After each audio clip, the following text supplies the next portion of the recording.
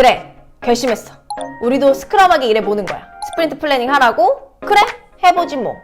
근데 이렇게 하는 게 맞는 건가? 저희가 하도 주구장창 애자일 좋다, 스크럼 좋다 하니까 그럼 해보자 싶으시죠? 하지만 실제로 해보시면 그렇게 쉽진 않으실 거예요. 그래서 스크럼 FAQ 시리즈를 준비해 봤습니다. 스크럼 프랙티스 중심으로 각각의 프랙티스를 진행할 때 궁금한 점만 쏙쏙 뽑아서 설명을 드릴 예정이에요. 오늘은 그 첫 번째 시간으로 스프린트 플래닝 FAQ를 준비해 봤는데요. 그럼 첫 번째 질문부터 시작을 해볼까요? 스프린트 플래닝 하는데 너무 오래 걸려서 일할 시간이 부족해요. 그냥 프로덕트 오너가 알아서 일감 정해주고 스프린트 플래닝을 생략하면 안 될까요? 아하, 이런. 스프린트 플래닝을 하는데 너무 오래 걸리시는군요. 스프린트 플래닝은 원래 오래 걸려요. 프로덕트 오너가 뭐 할지 설명도 해줘야 되죠. 그 설명 듣고 팀원들이 질문도 해야 되죠. 이번 스프린트에 이걸 다 할 수 있는 게 맞는지 생각도 해봐야 되죠. 각자 어떻게 이 일을 할 건지도 얘기를 해야죠. 그렇기 때문에 오래 걸립니다. 근데 그렇다고 해서 프로덕트 오너가 혼자 알아서 스프린트 플래닝을 다 해버린다?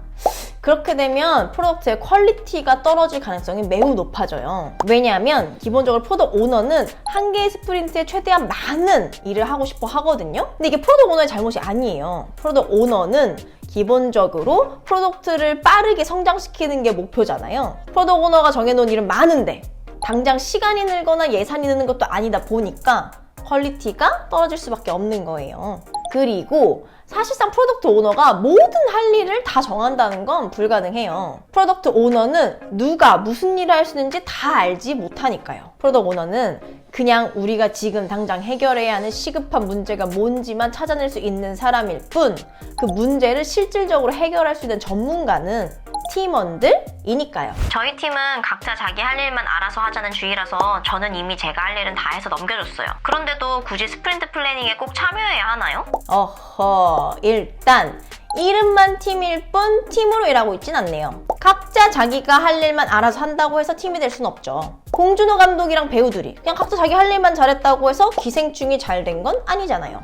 팀이라면 시너지를 낼 수 있게 같이 함께 일을 해야 하죠. 애자일과 스크럼에서 이야기하는 교차 기능적 협업도 그 방법 중에 하나가 될 수 있겠죠? 그리고 일을 넘겨준다 라고 말씀하시는 걸 보니까 아직 폭포수 모델 방식으로 일을 하고 계신 것 같은데요. 이왕이면 스크럼 방식으로 일을 하기로 하셨으니까 다 같이 한 번에 하나씩 집중해서 일을 하시는 게 좋아요. 예를 들어서 이번 스프린트에 스프린트 플래닝 FAQ 영상을 만들기로 했다. 그러면 편집자, 디자이너, 작가가 다 같이 이 영상 하나를 만드는 일을 하는 거죠. 디자이너가 혼자서 나 디자인 다 했다고 다음 영상 디자인 막 하고 있으면 작가나 편집자가 추가적으로 디자인 요청을 하고 싶어도 이미 딴 일 하고 있으니까 미안해서 요청하기가 미안하고, 디자이너 입장에서도 나 이미 다 해서 넘겨줬는데 자꾸 와가지고 추가 작업 해달라고 하니까 귀찮고 하잖아요. 근데 그렇다고 해서 디자인 추가 작업을 안 한다? 그러면 영상의 퀄리티가 매우 별로겠죠. 물론 모든 일을 이렇게 다 같이 함께 할 필요는 없어요. 어떤 일은 그냥 혼자 하고 나서 피드백만 받거나 그냥 공유만 해줘도 되는 일일 수 있죠. 그런 건 그렇게 하시면 되는데, 어떤 일은 각자 하고 어떤 일은 같이 할지 그 얘기를 하는 것 또한 스프린트 플래닝에서 진행이 되어야 하기 때문에 일단 무조건 스프린트 플래닝에는 전부 다 참여를 해야겠죠? 스프린트에 하는 일들이 다 중구난방이라서 스프린트 목표를 한 줄로 딱 못 쓰겠어요. 왜 스프린트에 하는 일들이 다 중구난방인 걸까요? 일단 세 가지 가능성이 있을 것 같은데요. 첫째는 아직 폭포수 모델 방식으로 일하고 있어서 각자가 하는 일이 다 다르기 때문에 컨베이어 벨트에 A, B, C, D, E 이렇게 막 새로운 일이 줄줄 밀려오고 있다고 생각을 해볼게요. 그리고 각각의 전문가들은 그 컨베이어 벨트 옆에 서서 내 앞에 A가 오면 A, B가 오면 B, C가 오면 C를 한다고 생각을 하고요. 그러다 컨베이어 벨트를 잠깐 멈춰 놓고 각자 무슨 일을 하고 있는지 살펴보면 누구는 A, 누구는 B, 누구는 C를 하고 있겠죠. 이 상황에서 지금 우리가 무슨 일을 하고 있는지 한 문장으로 말해보자 라고 하면 할 수 있을까요? 이런 상황이실 수도 있고, 둘째, 이전 스프린트에서 미처 다 하지 못한 일들을 이번 스프린트에 남는 시간에 하려고 넣어놨는데 그게 너무 많다. 한마디로 주객전도된 상황이라는 거죠. 이럴 땐 그 밀린 일들만 다시 하는 스프린트를 진행하고 나서 다시 새로운 스프린트를 하시는 것도 방법이에요. 마지막 세 번째는 비전 로드맵을 제대로 세워놓지 않고 릴리즈 플래닝도 제대로 하지 않아서 우리 팀이 나아가야 할 방향을 제대로 정해놓지 않은 채로 그냥 그때그때 상황에 맞는 일들을 하다 보니까 스프린트 동안에도 이런저런 일들을 마구잡이로 하고 있는 거죠.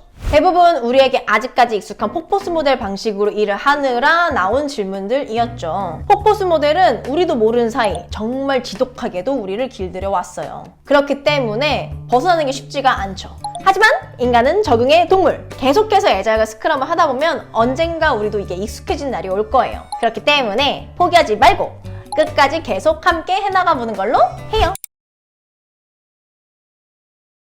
이번 콘텐츠는 저희가 사랑하고 또 사랑하는 구독자님 덕분에 탄생할 수 있었습니다. 그럼 본격 애자일 폭포스 모델 FAQ 지금 바로 시작합니다. 워터폴. 그러니까 폭포수 모델은 장점이 하나도 없나요? 그럴 리가요. 폭포스 모델 방식도 당연히 장점이 있죠. 폭포스 모델의 최대 장점은 안정적이고 예측 가능하다는 점인데요. 모든 업무 프로세스가 잘 정리되어 있고 그대로 착착 각자 맡은 바 일을 하기만 하면 된다. 그래도 아무 문제가 없다. 이럴 땐 폭포스 모델만한 업무 방식이 없을 거예요. 예를 들어서 공장에서 선풍기를 만들 때 선풍기 설계 다 돼 있고 그냥 똑같은 부품을 똑같은 방식으로 차근차근 조립하기만 하면 된다. 이럴 땐 폭포스 모델 방식으로 일하는 게 좋죠. 폭포수 모델로 일하는 게 나을지 애자일 스크럼 방식으로 일하는 게 나을지는 어떻게 판단하나요? 그쵸? 저런 얘기를 듣고 나시면 궁금하실 거예요. 어떻게 일할지 어떻게 결정하냐? 간단합니다. 예측 가능하면 폭포스 모델, 예측 불가능하면 애자일이나 스크럼. 잠깐 이론적인 얘기 할 건데 도망가고 그러시면 안 돼요. 카네비 프레임워크에 따르면 대부분의 비즈니스는 총 5가지 영역 중에 한 가지에 속해 있다고 해요. 복합 영역, 복잡 영역, 단순 영역, 혼동 영역, 그리고 무질서 영역. 이 중에서 복합 영역에 있을 때 애자일과 스크럼을 하기 가장 좋습니다. 예를 들어서 세계 최초로 날개 없는 선풍기를 개발한다. 이럴 때는 예기치 못한 상황이 계속 발생하기 때문에 끊임없이 새로운 가설을 세우고 빠르게 실행해서 답을 찾는 애자일과 스크럼이 가장 좋다는 거죠. 비즈니스가 복잡 영역에 있을 때도 애자일이랑 스크럼을 해볼 수는 있는데요. 하지만 그냥 전문가의 도움을 받는 게 더 나을 수도 있습니다. 왜냐하면 복잡 영역의 경우에는 이미 앞선 사례가 많아서 무엇을 어떻게 하면 될지 잘 알려진 경우거든요. 예를 들어서 우리 회사는 AI 선풍기를 처음 만드는데 이미 다른 회사들은 AI 선풍기를 많이 만들어 봤다. 그러면 다른 회사에서 해당 전문가를 섭외하는 게 더 빠를 수도 있잖아요. 그 외에 단순 영역은 이미 말했듯 폭포스 모델이 짱입니다. 선풍기 설계 다 됐고 그냥 대량 생산하기만 하면 되는데 굳이 애자일 스크럼 할 필요는 없다는 거죠. 혼돈 영역에 있을 때는 애자일이고 스크럼이고 나발이고 간에 그냥 빨리 리더가 강력한 리더십을 발휘해서 문제를 해결해야 하는 상황이에요. 예를 들어서 우리 선풍기에 막 불이 났어. 그래서 막 뉴스도 나고 막 난리가 났어. 그럼 빨리 리콜해서 입장 발표하고 해야지. 자, 그러면 백로그 쓰고 스프린트 돌려서 방법을 찾아봅시다. 할 수는 없는 거잖아요. 마지막으로 무질서 영역에 있을 때는 지금 우리가 어떤 상황인지 파악도 안 되는 상황이에요. 이럴 땐 그냥 당장 지금 우리가 어떤 상황인지 판단부터 해야죠. 애자일 스크럼 고민할 때가 아니에요. 저희는 IT 업계가 아닌데도 애자일이나 스크럼 방식으로 일할 수 있나요? 아유, 그럼요. 당연하죠. 저희 일하는 우리도 영상 만드는 팀이잖아요. 근데 저희 스크럼 방식으로 일하고 있거든요. 생각보다 영상 만드는 게 스크럼이랑 잘 맞더라고요. 그뿐만 아니라 미술관, 와이너리 같은 데서도 애자일하게 일하는 사례가 있으니 걱정 마시고 일단 한번 해보시는 걸 추천드려요. 그래, 애자일 할 거야, 우리 스크럼 할 거야 하고서 모든 걸 다 한 번에 시작하실 필요는 없어요. 일단 당장 빠르게 시작할 수 있는 데일리 스크럼이나 회고, 한방 가시아 같은 걸 해보신 다음에 필요에 따라서 차근차근 추가해 나가시면 됩니다. 일하우리는 지금 이 영상을 보고 계신 모든 일하우리 분들의 사랑과 관심을 먹고 아주 무럭무럭 자라나고 있어요. 저희는 다 보고 있다고요. 매일 보면서 신나하고 있다고요. 그러니 여러분의 존재를 저희에게 알리는 걸 망설이지 마세요. 질문, 아이디어, 구독, 좋아요 등등등 여러분이 할 수 있는 모든 걸 다 해주세요. 꼭이요. 꼭꼭꼭! 이번 컨텐츠도 구독자님의 댓글 덕분에 탄생할 수 있었습니다. 스크럼 속 카드게임 플래닝 포커로 작업 시간을 추정할 때 드는 의문점들 저희가 시원하게 해소시켜드려 볼게요. 플래닝 포커 카드는 어디서 사나요? 카드 없이는 못 하나요? 사실 저도 플래닝 포커 사려고 온갖 사이트를 다 뒤졌었어요. 하지만 실물카드 없이도 충분히 플래닝 포커 하실 수 있습니다. 일단 너무 좋고 훌륭한 앱들이 플레이스토어와 앱스토어에 잔뜩 있으니 앱을 활용하셔도 되고요. 아니면 우리 팀만의 수신호를 만들어서 손가락으로 진행을 하실 수도 있고요. 아니면 그때그때 포스트잇에 만들어서 쓰실 수도 있고, 혹은 나만의 플래닝 포커 카드 세트를 만들어 볼 수도 있겠죠. 도구가 중요한 건 아니지만 도움이 될 수는 있으니 그때그때 상황에 맞는 도구를 활용하시면 좋지 않을까 싶습니다. 각자 자신의 전문 영역이 다른데 다 같이 모여서 한 가지 업무의 작업 기간 혹은 시간을 예상해 본다는 게 가능한가요?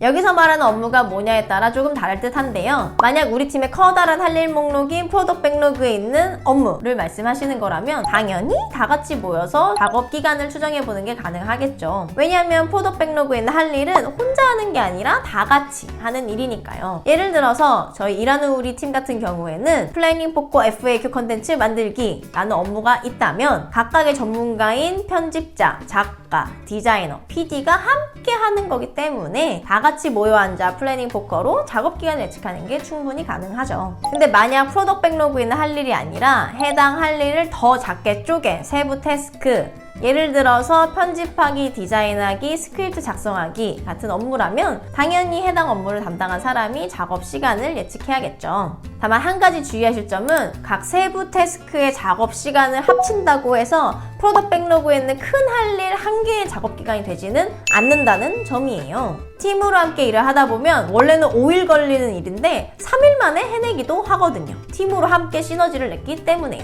스크럼 팀은 팀으로 함께 일을 하는 사람들이지 각자 자기 할 일만 하는 사람들의 모임은 아니니까요. 5일짜리 일을 3일 만에 해냈을 때 우리 팀의 벨로시티가 커졌다 라고 말을 하는데요. 벨로시티는 우리말로 하면 속도예요. 그러니까 정해진 기간 내에 더 많은 일을 할 수 있게 되었다는 거죠. 사실 플래닝 포커는 이 벨로시티, 정해진 기간 내에 얼마만큼의 일을 할 수 있는지를 알아내기 위해 하는 활동이에요. 하지만 당연히 처음부터 정확히 예측하는 건 쉽지 않겠죠. 그래도 2번, 3번 스프린트를 반복하다 보면 우리 팀만의 벨로시티를 찾을 수 있을 거예요. 또 팀으로 계속 함께 일을 하다 보면 언젠간 벨로시티가 커지기도 할 거고요. 프로덕트 오너가 팀원들의 세부 업무를 잘 모르더라도 플래닝 포커 미팅에 참석하는 게 의미가 있을까요?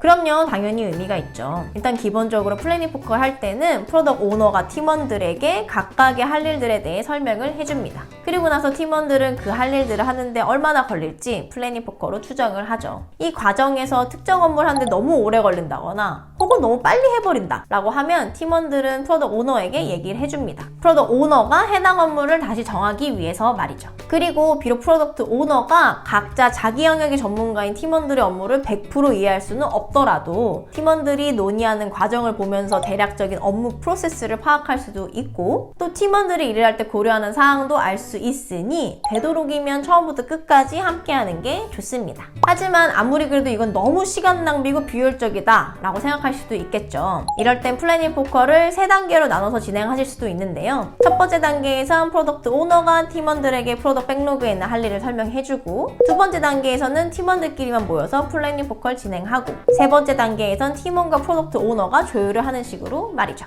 저희 영상을 보고 이렇게까지 심도 깊은 질문을 해주셔서 정말 얼마나 감동했는지 몰라요. 애자일과 스크럼, 머리로 이해하는 것도 쉽지 않지만 실제로 하는 건 더더욱 쉽지가 않죠. 현실 세계에서 직접 부딪히고 깨지면서 고민만 많아진다 싶으시면 망설이지 말고 댓글 남겨주세요. 백지장도 맞들면 낫다고 함께 머리 맞대고 고민해드릴 테니 말이죠. 역시 스크럼은 데일리 스크럼이지. 근데 이렇게 하는 게 맞나? 10분 일하는 우리를 위해 준비했습니다. 데일리 스크럼 FAQ! 코로나 때문에 재택근무하느라 모여서 데일리 스크럼 하기 힘든데 그냥 메신저로 해도 되나요? 코로나 때문이 아니더라도 매일 실제로 모여서 데일리 스크럼 한다는 게 쉽지는 않죠. 자율 출퇴근을 하느라 모두의 출근 시간이 다 다를 수도 있고 자꾸 다른 업무나 미팅 때문에 데일리 스크럼 할 시간을 놓쳐버리기도 하니까요. 물론 데일리 스크럼을 하기로 했다면 모두의 스케줄을 고려해서 매일 데일리 스크럼을 위한 시간을 정해놓고 이 데일리 스크럼을 최우선으로 해놓은 다음에 다른 스케줄을 잡으셔야 해요. 해요. 하지만 사람의 일이라는 게 항상 뜻대로 되지는 않죠. 그럴 땐 데일리 로그처럼 매일 업무를 시작하기 전에 간단하게 메시지를 남겨놓는 형식으로 진행을 하실 수도 있습니다. 하지만 데일리 스크럼은 단순히 업무의 진척이나 상태만을 파악하기 위한 미팅은 아니기 때문에 오히려 생략을 했다가 일이 더 번거로워질 수도 있어요. 예를 들어서 다음 주에 인터뷰 촬영이 있는데 언제 촬영하면 좋을지 데일리 스크럼에서 다 같이 얼굴 본 김에 빨리 이야기하고 확정하면 너무 좋잖아요. 근데 데일리 스크럼 안에서 다 같이 얼굴 보고 이야기할 시간이 없다. 그러면 한 명 한 명한테 메시지 보내서 물어보고 또 안 된다 그러면 다시 정해서 또 물어보고 해야 하잖아요. 이럴 바에야 그냥 간단하게라도 매일 데일리 스크럼 하는 게 차라리 낫겠죠? 코로나 덕분에 이제 화상 미팅도 익숙해졌는데 화상으로 데일리 스크럼 진행해 보시죠. 데일리 스크럼 매일 하는 거 좀 귀찮고 번거로운데 이틀에 한 번이나 사흘에 한 번 하면 안 되나요? 단순히 귀찮고 번거로워서 며칠에 한 번씩 데일리 스크럼을 하려고 하는 거라면 그건 좀 곤란합니다. 데일리 스크럼은 습관이에요. 한 번, 두 번 할 땐 당연히 어색하고 귀찮고 번거롭게 느껴질 수 있겠죠. 하지만 매일 삼시세끼 챙겨 먹듯 밥 먹고 바로바로 양치하듯 익숙하고 당연해질 때까지는 의식적으로라도 데일리 스크럼 매일매일 꼬박꼬박 빼놓지 말고 해주셔야 해요. 하지만 물론 며칠에 한 번 하는 것도 가능은 합니다. 팀이 담당한 업무의 특성에 따라서 매일 새롭게 공유할 사항이 없을 수도 있잖아요. 일의 호흡이 긴 편이라. 이럴 땐 오히려 매일 데일리 스크럼 하는 게 비효율적일 수도 있겠죠. 데일리 스크럼은 일을 잘하려고 하는 거지 아무런 의미 없이 형식적으로 하는 건 아니잖아요. 물론 며칠에 한 번 할지는 팀원들과 함께 상의해서 결정해야겠죠? 매일 데일리 스크럼 하다 보니 다들 그냥 형식적으로 하기만 하고 너무 괜히 어색하고 딱딱하고 그런데 좀 재미있게 하는 법 없나요? 데일리 스크럼이 아직 익숙하지 않을 때 그 어색한 조명, 온도, 습도 저도 잘 압니다. 매일 괜히 정해진 시간에 사무실에 모여서 쭈뼛쭈뼛 데일리 스크럼 하는 거 엄청 어색하잖아요. 이럴 땐 데일리 스크럼을 재미있게 해줄 액티비티를 함께 해주면 좋습니다. 작고 귀여운 물건을 바통처럼 활용해서 서로가 서로에게 전달해주며 말할 사람의 순서를 정할 수도 있고요. 오늘의 컨디션을 에너지 레벨로 공유하거나 아니면 숫자로 알려줄 수도 있겠죠. 또 공간을 바꿔보는 것도 좋은데요. 맨날 사무실에서만 하는 게 아니라 커피 한 잔 들고 카페에서 진행을 하면 한 번씩 리프레쉬도 되고 너무 좋겠죠? 데일리 스크럼은 운동이랑 비슷해요. 매일 꾸준히 하면 우리 팀을 아주 건강하게 만들어주거든요. 하지만 모든 좋은 습관이 그렇듯 익숙해지는 게 쉽지는 않죠. 그냥 출근만 하면 바로 데일리 스크럼을 할 수 있는 그런 몸이 될 수 있게 오늘도 내일도 모레도 다 같이 으쌰으쌰 해서 데일리 스크럼 꼭꼭 빼먹지 말고 매일 해보시기를 바래요. 매번 리뷰랑 회고를 하긴 하는데 이건 별로 도움도 안 되는 것 같고 변화하거나 발전하는 것도 없는 것 같고 그냥 괜히 일만 늘어나는 것 같은데 이거 계속 해야 되나? 싶은 일하는 우리를 위해 준비한 마지막 FAQ 시리즈! 리뷰 때 나온 피드백 반영해서 수정하느라 리뷰하는 날은 매번 야근하게 되는데 해결 방법 없을까요? 리뷰하는 날이 야근하는 날이 되어버렸군요. 이것은 아니 될 일입니다. 이렇게 된 데는 아마 여러 가지 이유가 있을 것으로 예상이 되는데요. 스프린트를 진행하는 동안에 프로덕트 오너가 팀에게 모든 이해관계자의 요구사항을 제대로 전달하지 못해서 그런 걸 수도 있고 아니면 리뷰에서 나온 피드백을 지금 당장 무조건 바로 반영해야 한다고 이해관계자들이 팀에게 요구를 해서 그런 걸 수도 있겠죠. 전자라면 프로덕트 오너가 조금 더 노력을 해야 할 것이고 후자라면 이해관계자들은 팀이 업무의 시급성과 중요도를 토대로 제안하는 일정을 받아들여줘야 할 듯 합니다. 아주 심각한 피드백이 아니거나 혹은 아주 빨리 해야 하는 일이 아니라면 그 피드백은 일단 우리 팀의 커다란 할 일 목록인 프로덕트 백로그에 넣어놓고 다음 스프린트에 진행을 하는 거죠. 물론 일정도 급하고 피드백도 너무 중요한 거야. 그러면 야근을 해서라도 반영을 해야 하긴 하겠지만 그런 날은 어쩌다 한번 생길 수 있게 말이죠. 외부 이해관계자 없이 팀원들끼리만 하는 리뷰가 의미 있을까요? 여기서 말하는 외부 이해관계자로는 아마 고객이나 사용자 혹은 의사결정권자일 거라고 생각이 되는데요.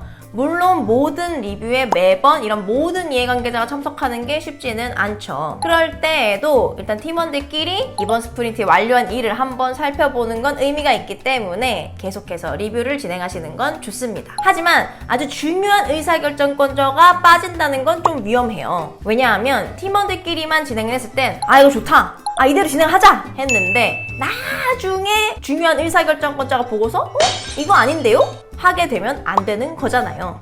그러니 팀이 엉뚱한 방향으로 가지 않기 위해서는 아주 중요한 의사결정권자는 꼭 리뷰에 참석해야 해요. 회고 때 얘기했던 게 매번 하나도 반영이 안 되고 똑같은데도 회고를 계속하는 게 의미가 있을까요? 일단 이 질문 자체를 회고의 주제로 삼아서 회고를 진행해 보시는 게 좋을 듯 해요. 사실 회고를 가장 힘들고 불필요하게 만드는 건 회고에서 정한 액션 아이템이 제대로 실천이 되지 않는 건데요. 우리가 아무리 뒤를 돌아보고 반성하고 다짐을 해봐야 실천하지 않으면 그게 다 무슨 소용이 있어요. 그러면 그냥 아예 돌아보고 반성하고 다짐하는 것조차 안 하게 되어 버리잖아요. 이런 일을 막기 위해서는 지난 회고에 정한 액션 아이템이 이번 스프린트 동안 제대로 잘 실천이 되었는지를 매 회고 때마다 살펴보면서 시작해보시는 게 좋아요.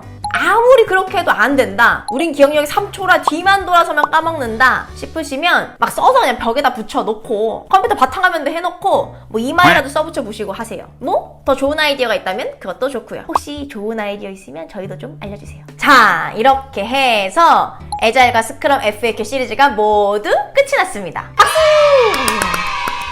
여러분이 실제 현실 세계에서 애자일과 스크럼을 실천하며 드는 어려움을 조금이라도 해소해드려 보고 싶어서 준비했던 시리즈였는데요. 어떠셨나요? 아직까지도 여전히 풀리지 않은 의문이 있으시다면 언제나처럼 망설이지 말고 댓글 남겨주세요. 저희는 여러분을 위해 언제나 이곳에서 상시 대기 중이니 말이죠.